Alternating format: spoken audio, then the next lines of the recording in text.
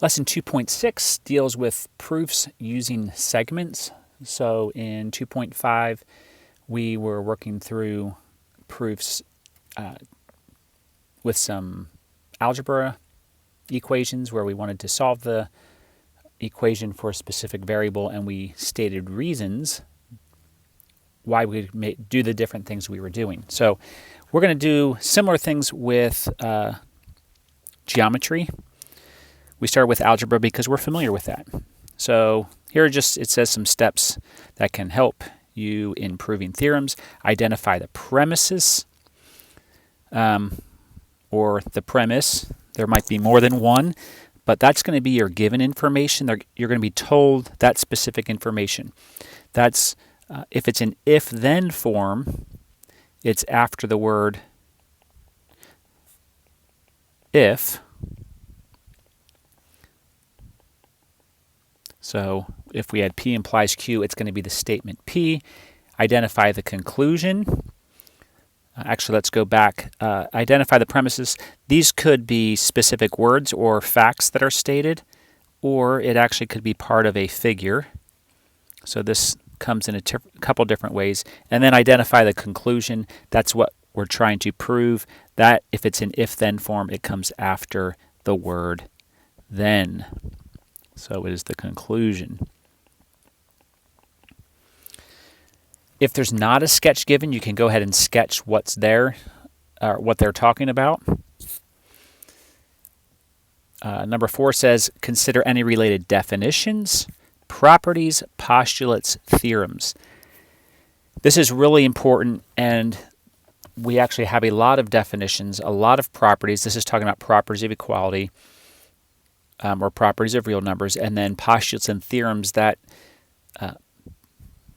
amount of postulates and theorems will grow as we get through the year because we'll learn more and more postulates and theorems and even some more definitions. So we want to think through or pick out specific definitions right now because we don't have a lot of postulates or theorems, but things that relate to what's in our given information, or even we can think ahead and like what's in the conclusion. If necessary, if we're having trouble, we can try working backwards. So we're going to make 2-column proofs. So a 2-column proof, we saw this in lesson 2.5. You're going to have a table looking thing. So you're going to have statements that you can make on the left. We usually number them, and then the reasons why we can make those statements. And so we'll put 1 and 1, and most of the time we just start with our given information. Sometimes there's one piece of given information, sometimes there's several. So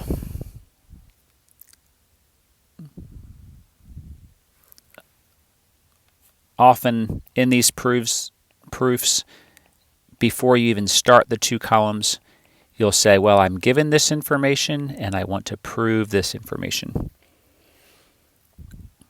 And again, this was mentioned before, but the given and proved statements are more easily identified when the theorem is written as a conditional statement. P implies Q. P would be the given, and Q would be the prove.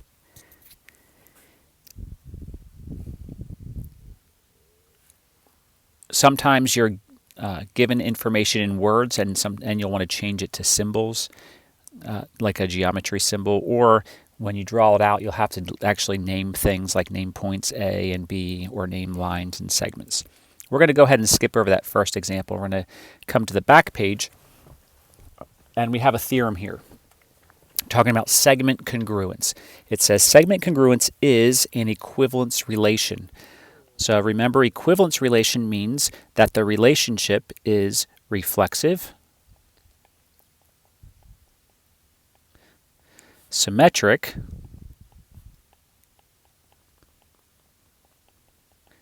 and transitive. So we know equality, we already know from our properties that equality is reflexive, symmetric, and transitive. And we talked about some other actual relationships, like is a parent of or is a cousin of, that had some of these relationships. but here we're talking about segment congruence. So what this is going to look like, for example, reflexive would just be like, oh, if I have segment AB, it is, reflexive says something's goes along with itself. So segment AB is congruent to segment AB. Symmetric and transitive both actually are an if-then form. If some segment CD is congruent to a segment, say RS, then we can say segment RS is congruent to segment CD. Intransitive says if segment EF is congruent to segment GH, and that same segment GH is congruent to segment IJ, then EF, the first one, segment EF is congruent to segment IJ. So those are the three properties. They are true of congruent segments. So example 2 here says prove the symmetric property of congruent segments. So what we're going to do is we're going to look at, we want to prove this. So we're going to prove that with things that we know from the past. We can't use a theorem to prove itself. Now, on your paper, there was a couple typos. I didn't have the segment markers above A, B, and above CD. So you can put those in there. But we are going to prove this. Notice this fits what said above. We have our given and our prove. We do have a figure. However, in this one, we actually don't need a figure. And then we are going to make a table where we have our statements and our reasons.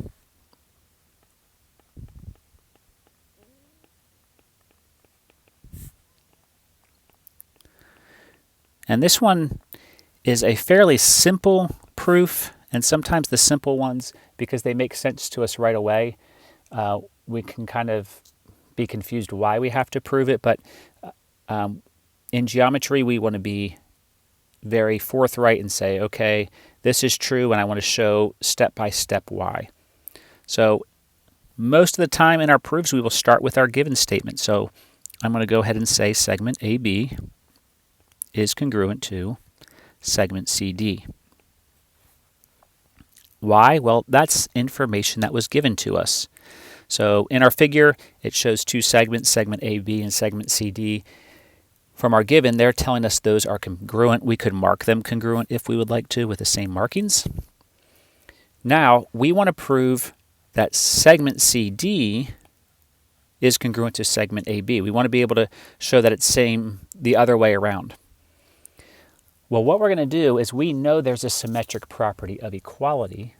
So what we want to do is we want to change this to equality, use the symmetric property, and then change back to congruence. And I said change to equality.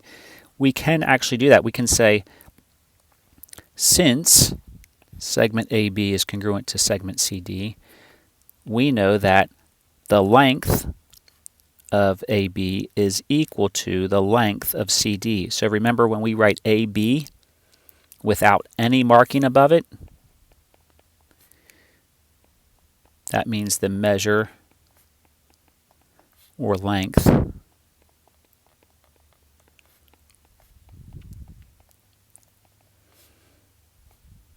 from A to B,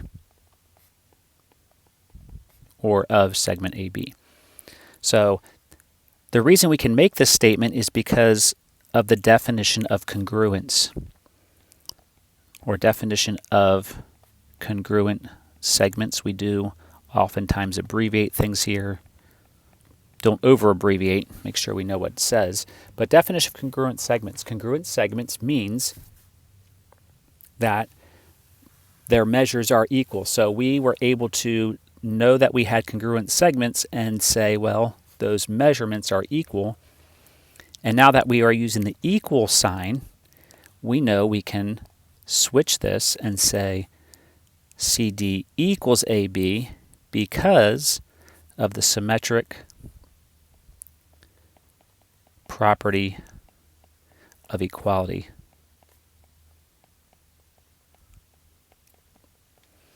Because we had that property from last lesson, we know if two things are equal, you can switch the side that they're written on. We had a equals B, so therefore B is equal to A. And now we know CD equals AB. We actually can use the definition of congruent segments again as our reason, because if two segments have the same length, we know that they are congruent. So we can say segment CD is congruent to segment AB. And that, again, is the definition of congruent segments. And the reason we can do that is because, remember, definitions are reversible. We said that a while back. Definitions are reversible, so you can start with, let me get a different marker here. We can start with congruence and change it to equality, and we can have equality and change it to congruence. So we are done with our proof. We started with segment AB is congruent to segment CD, and we ended with segment CD is congruent to segment AB. We are not going to do example 3 for right now. I did want to come down. Here's a copy of some of the homework questions. And so within this, most of these you are just making a statement or telling a reason why we can make a statement. So for numbers 4 through 8, you have, if you know this is true, the question really is asking, how do we know, or why can we write this next statement? And for number 4, I'll just help you out here. Remember, this means G is between F and H. Well, we learned 2 definitions of betweenness, but one of them was if G is between F and H, FG, and I'll draw it for you. You don't always have to draw it, but here's F, G is somewhere between. We're saying FG plus GH equals the whole thing. So for number 4, your answer would be definition of between. Number 5, we just kind of talked about number 5 in our previous proof. If two segments, their measures are equal, then therefore they are congruent segments, and that was definition of congruent segments.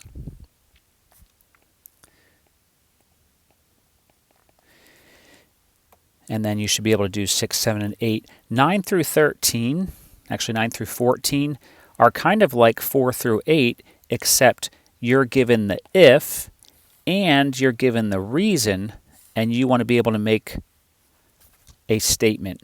You want to give the then. That's how you do 9 through 14. And then the next ones are also similar. You're given some information, and then you want to use the transitive property of equality to make a new statement or another statement there. So hopefully that helps you as you work through the homework.